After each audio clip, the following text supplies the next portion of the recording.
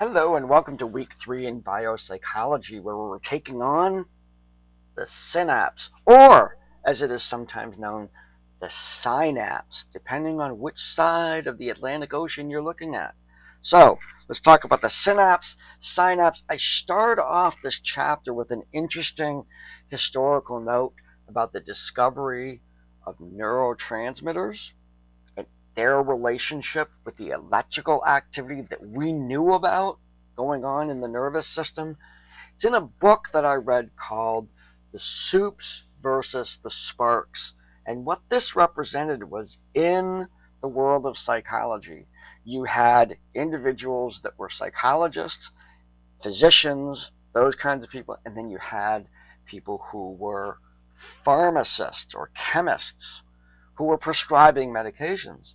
Now, these two areas, okay, were in conflict about explaining how fast the nervous system seemed to be.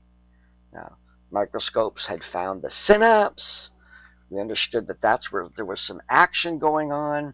But the general assumption was that it was an electrical system, that the communication from one neuron to the next was electrical. And it had to be electrical because electrical activity was the only one considered to be fast enough to produce the kind of results that we enjoy as cognition. Now, the pharmacist and the chemist, they were having a little bit of difficulty with that. They were thinking that maybe there's some chemical transition that's happening in that little synaptic gap. Now, we know now, of course, they turn out to be correct. But it was an interesting evolution of ideas. They sort of, as I read the book, and it's one of those geeky books that, you only read it if you're a professor of psychology, but I would encourage you to read it. If anybody wants to borrow it, I have it.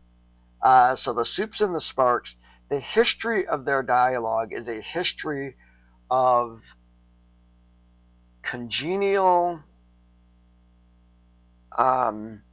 battling, like almost like ritualistic, harping on each other, attacking each other, but all in a very, very respectful way in the modern literature. So they would refer to their colleagues on the other side of the aisle in kind of jokingly, maybe dismissing ways, but surely enjoyed the battle that was ensuing as to who's right. And I found that to be absolutely delightful to read about.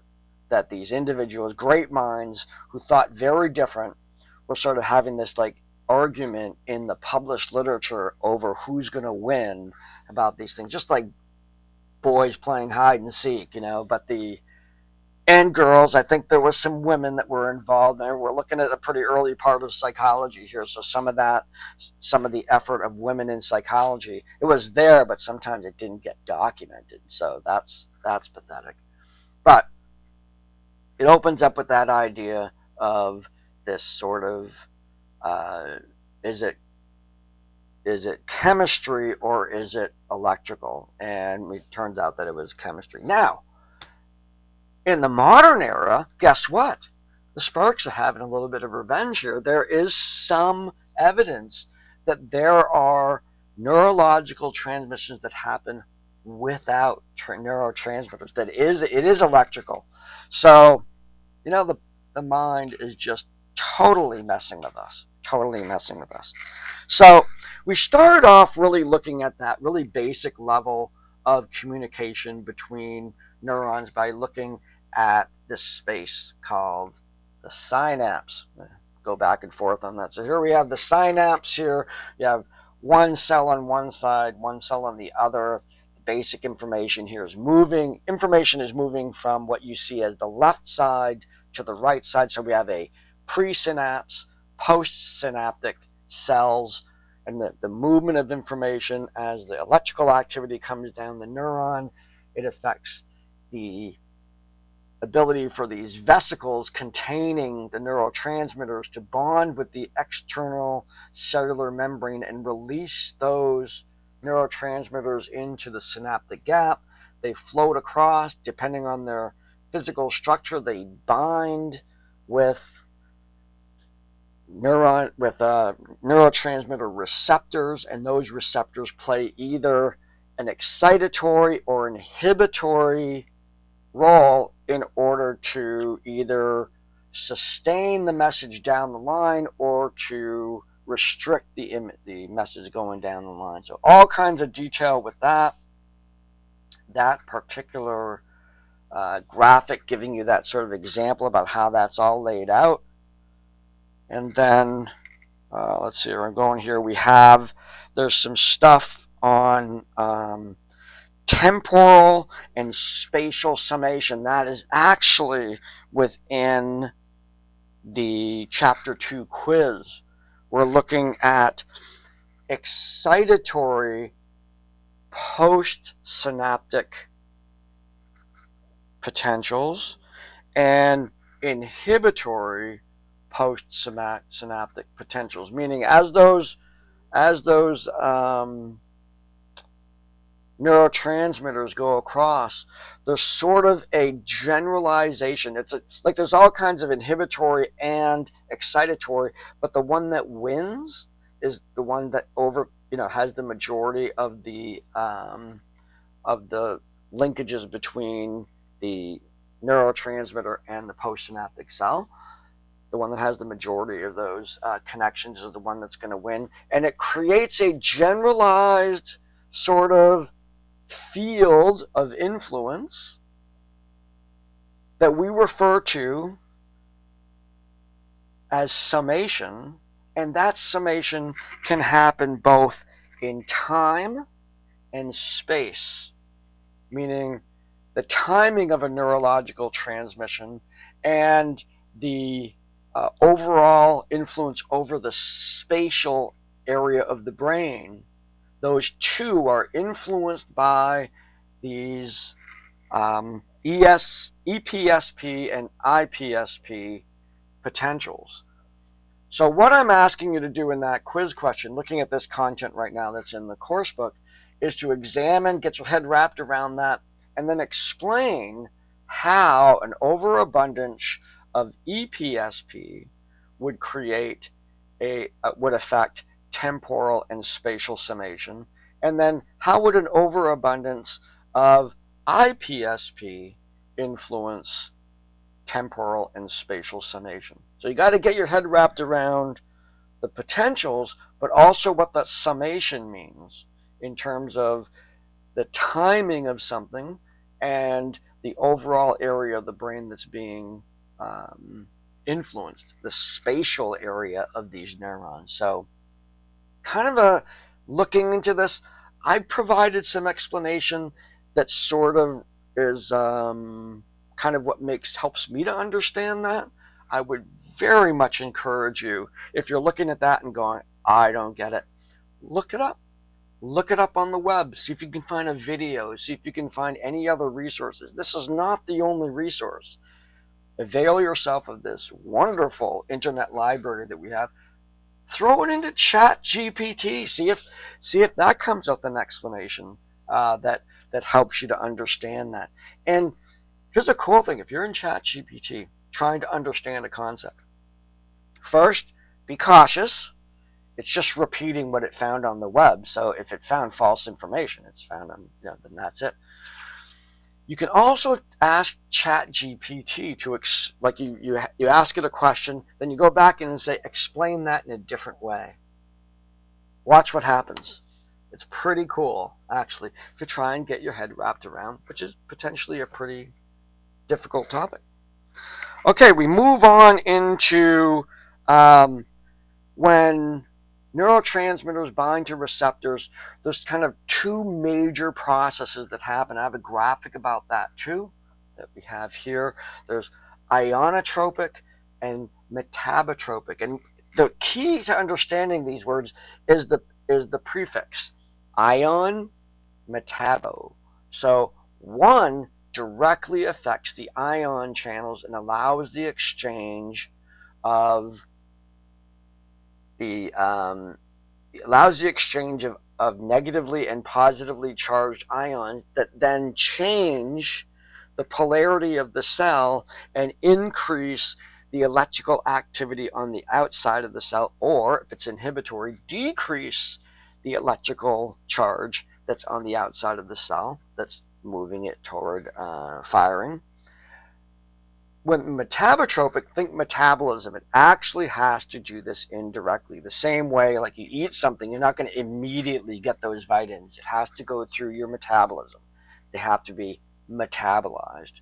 And what we start to see here is a neurotransmitter that binds to a receptor actually results in some intercellular processes that either indirectly affect the opening of ion channels. However, they may also activate genetically programmed components of that cell. They might go right to the DNA and communicate that that cell needs to start doing what it was supposed to do, whether it's producing neurotransmitters or hormones, or changing its shape like a muscle, changing its shape to change blood flow or to move around. This indirect way can affect the actual function of the cell. That component is going to be an important part of what we see as the assignment for this week. So, the last piece is looking at the gut and personality. This is cutting edge stuff, understanding that there is a symbiotic relationship between the bacterial flora within our gut and our emotional and intellectual functioning. So that's really kind of on the cutting edge, and that is where the discussion is going. I want you to, and please do this. There's stuff to talk about in the book. There's stuff that you know about in opinion wise. Look it up. Look up this stuff. Find other resources and bring them into the class. There's not enough information in this class, really. Well, there is in the textbook. That's all. That goes all out. But we have the textbook, we have the course book, my favorite things, and then we have the web, and then we have your ideas, and that's where I like to see the discussions. I went out and looked at this article. I found an article, and then describe what you found out in that article. Engage in the intellectual pursuit of understanding this topic as we understand it today. Now, that brings us to, let me summarize the quiz. The first question on the quiz is the EPSP and IPSP impacts on temporal and spatial summation within the nervous system, explaining that. The next is defining the difference between ionotropic and metabotropic effects of neurotransmitters binding to receptors. That's question number 2. Little short paragraphs. Don't go on and on. These are relatively straightforward answers. You will come to the understanding that our brain produces a lot of chemistry. Produces essentially what we would refer to as, let me get the right word here, endogenic, endogenous drugs. We produce drugs that make us feel euphoric. We produce drugs that reduce pain. We reduce drugs in order to motivate ourselves to feel energy, and as well as a million other chemicals. There are also chemicals in our world, whether that comes from food or whether it comes from substances that have been designed to do that, and those are called exogenous. Got it? Yep, got it right. Exogenous chemicals that we bring into our body because, let's say, I have a pain in my neck. It's real. The other day, I woke up and there was an extreme pain in my neck. I'd slept wrong or something, or maybe a cat got there or something. I don't know. But woke up and my endogenous pain killer built into my bloodstream was not sufficient. So I added some exogenous drug and took some ibuprofen. And that added some additional drug from the outside that mimicked the endogenous drugs that exist within my body in order to reduce the pain.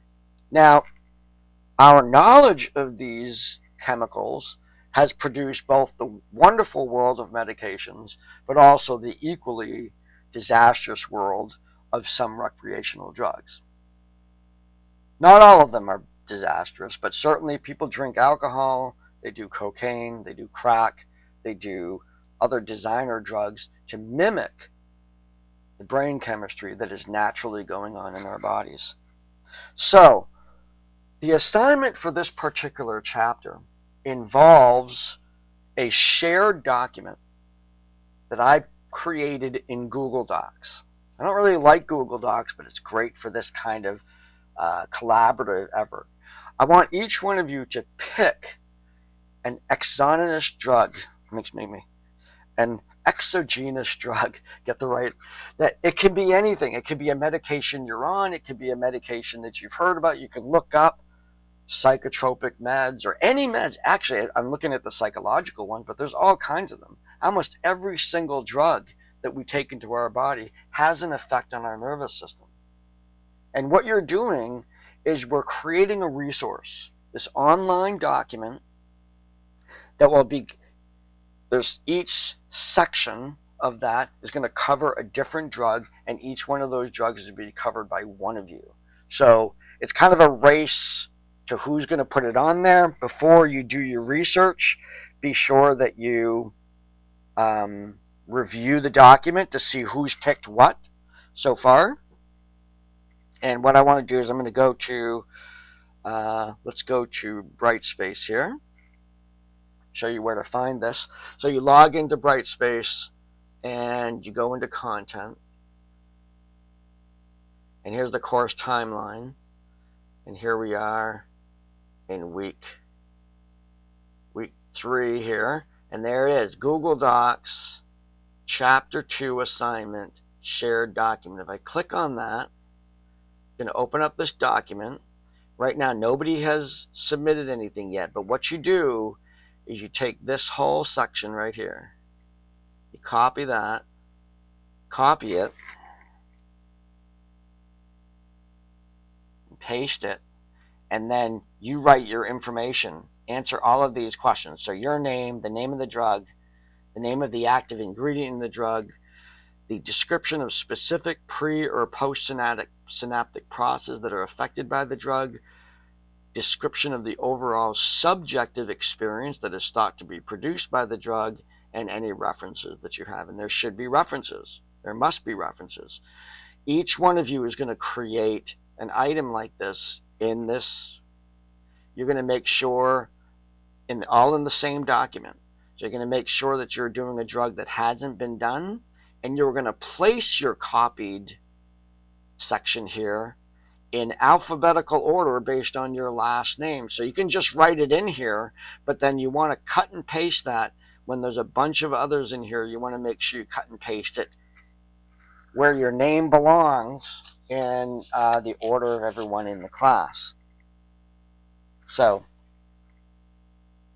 that's the assignment. Rather than you just submitting your own explanation of a drug, we're creating this sort of like long list, and we're going to cover as many drugs as there are students in this class. So feel free to go in there at any time. I'll leave it like it is. There's 2 things to copy and paste, all that have the items there. It is very important that you write these out. I don't want copy paste from your resources. That's called plagiarism. Don't do that. You're going to write these out. You're going to make sure this document looks good, making sure the fonts are all the same. Do not be lazy in helping to create this shared file. You can certainly add images that are there, but you need to make sure you edit this document so that your work looks well. I am going to be evaluating that. That'll be part of the grade, that it fits within the whole spirit of this document. Do not copy and paste. I will know. It's pretty obvious when you do that. So, that said, that is this week. Got some stuff going on in terms of the synapse. We have a discussion on gut bacteria and behavior and personality. We have a quiz looking at the temporal and spatial summation, ionotropic versus metabotropic, and then this shared document on the neurological effects of drugs. You're going to have to research these. You're going to have to look up the pre or post synaptic effects. You're going to have to find that in the research. So this is a research project.